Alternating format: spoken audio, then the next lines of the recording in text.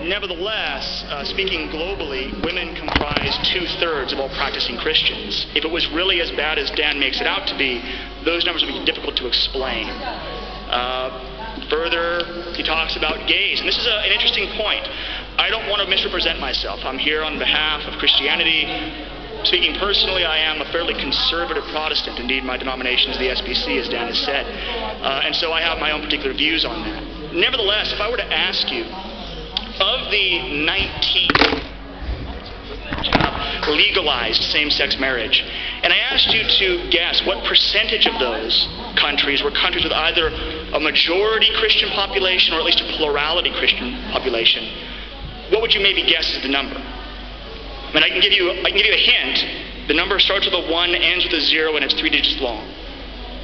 Every single country that has legalized same-sex marriage is within the broader domain of what was used to be called Christendom.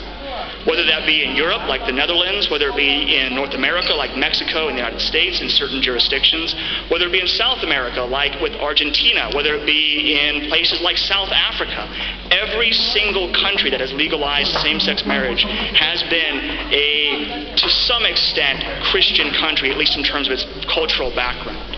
Now, that doesn't prove that Christianity is the thing driving this, but nevertheless it is an interesting idea, as Damon Linker has written in The Week, in his article, How Christianity Gave Us Gay Marriage, on February 19th of 2014.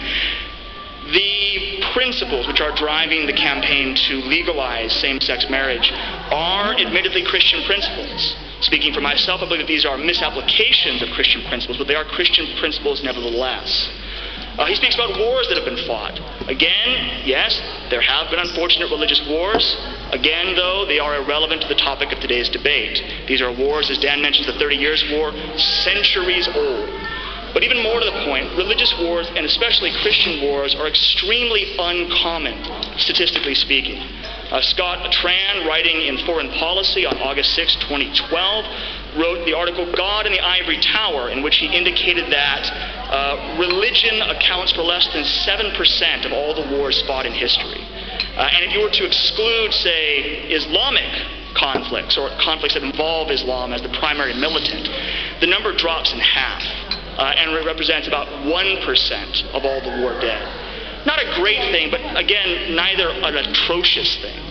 Things like territory, glory, pride, and money are responsible for a great deal more conflict. Even things like democracy are responsible for a great deal more conflict. And yet I don't think anyone else would say that on that basis the world is worse with democracy because people have used it as an excuse to go to war. I'll leave it at that.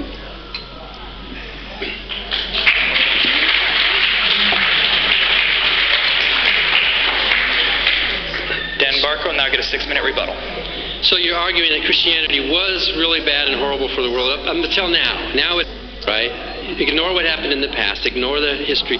Ignore the fact that many of our standards stem from the past. You're arguing that today, finally, Christianity has got its act together and now it's good. Even though the fact that the Bible itself is what Christianity is based on, and the Bible says that homosexuals shall be killed, their blood shall be upon them. And you didn't tell us what your personal views are, but your own church says that homosexuality is an illness. It's a wrong in the world. I hope you're smarter than your church and you realize the facts of science. But there's a serious problem with a lot of these surveys that you are quoting, and that is the fact that we know that Christians, especially Christians, but believers, exaggerate on surveys. There have been many surveys that show this. For example, with church attendance. Historically, about 40% of Americans regularly report that they go to church regularly. And that's a pretty big number. 40% of Americans have for decades reported that.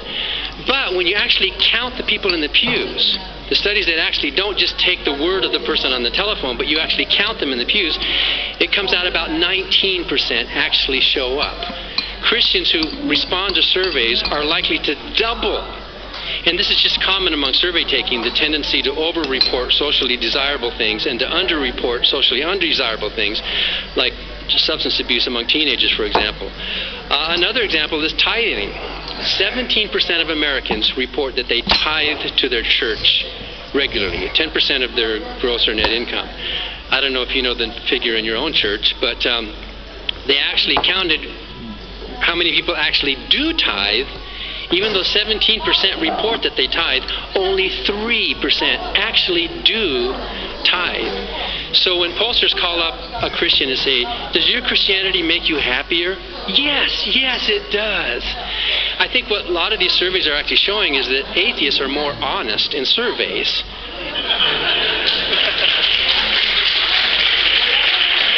Remember what I said. I'll ask the audience to hold applause until after the person's finished.